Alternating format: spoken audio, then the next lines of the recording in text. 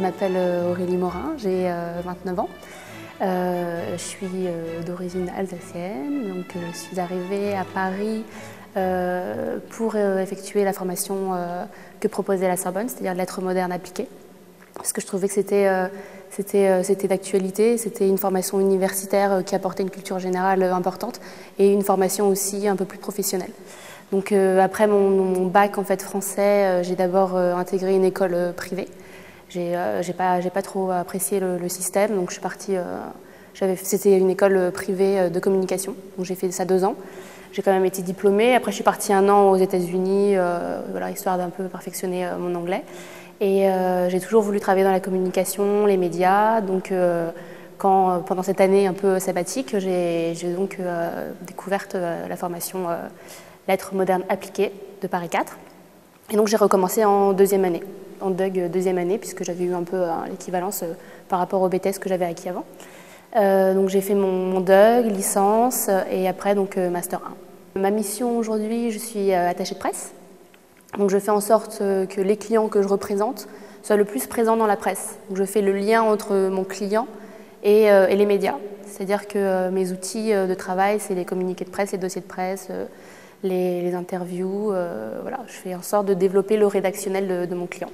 En fait, rapidement, j'ai eu la chance de trouver du travail. Quand j'ai été diplômée, j'ai envoyé mes CV un petit peu partout, donc autant dans les rédactions, autant que dans les agences de presse, dans les agences de communication, et parce que tout m'intéressait. Donc j'étais assez ouverte à toutes les propositions. Et c'est vrai que plus rapidement, on trouve du travail quand même dans la communication plutôt que dans l'information à la presse. Donc j'ai été embauchée dans une agence de relations presse spécialisée dans l'hôtellerie de luxe. Donc j'ai travaillé là-bas 2 ans, mais rapidement, au bout d'1 an, j'ai vu que j'avais un peu de mal avec la hiérarchie, j'avais un peu de mal à m'aligner en fait, aux méthodes de travail qu'on m'imposait, etc. Enfin, j'avais un esprit un peu d'entrepreneur. Donc au bout d'1 an et demi, j'ai pris le statut d'auto-entrepreneur et j'ai commencé à chercher moi-même mes clients. Et quand j'ai eu 1 ou 2 clients, quand j'ai eu assez en fait, de revenus annexes qui me permettaient en fait, d'être à mon compte, d'être indépendante, j'ai démissionné. Et donc, je me suis associée avec une autre attachée de presse. Et maintenant, on travaille ensemble. Donc, on est Aurélie et Sandra, on a pris nos 2 prénoms. On est encore 2 entreprises individuelles, mais si ça fonctionne bien, on montera notre agence. Là, ça fait 2 ans maintenant qu'on travaille ensemble. Et donc voilà, on a commencé à travailler chez nous. On bossait dans notre petit studio. On a juste besoin d'acheter un ordinateur, d'avoir notre téléphone. Et on a commencé comme ça. Et puis là, ça fait 1 an maintenant qu'on a des bureaux. Et maintenant, on travaille avec 2 stagiaires. Donc, on est une équipe de 4 personnes. Le rédactionnel, ça c'est sûr. L'esprit, il faut être curieux, il faut s'intéresser à tout, donc il faut avoir quand même une certaine culture générale. Parce qu'on s'adresse quand même, nos interlocuteurs principaux sont quand même des journalistes, donc il faut connaître le marché, il faut connaître l'actualité. Donc ça, c'est des choses qu'on nous avait vraiment appris pendant notre formation, puisque c'était une lettre moderne appliquée. Donc on avait des cours d'économie, on avait des cours de journalisme, des cours de cinéma, on avait des cours... Donc pour moi, c'était vraiment la formation adaptée. Je pense que j'ai été embauchée parce que j'avais un cursus justement un peu particulier. J'ai fait d'abord une école privée, une formation de communication et après une formation universitaire, donc plus généraliste, même si encore une fois, elle était quand même un peu professionnalisante. Je pense que ce qui a rassuré l'employeur, parce que premier CV envoyé et j'ai tout de suite été embauchée, c'est que j'avais beaucoup d'expérience professionnelle.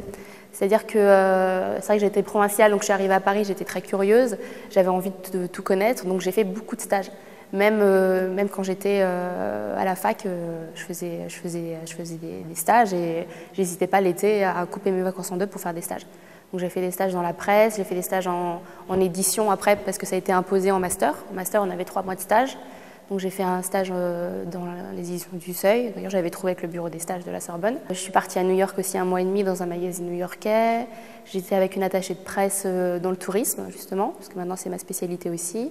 Donc le conseil que je donne aux étudiants, c'est d'être un maximum curieux, de s'intéresser à un maximum de choses, parce que quand on fait des études de lettres, par exemple, ça ne veut pas dire qu'on sera forcément professeur.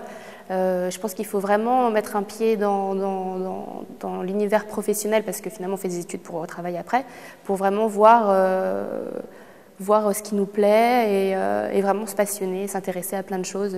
Quand on rencontre une personne, ça nous ouvre un univers. Quand on en rencontre une autre, ça nous ouvre un autre univers. Donc il faut vraiment faut vraiment être alerte à tout ce qui se passe autour de nous, je pense.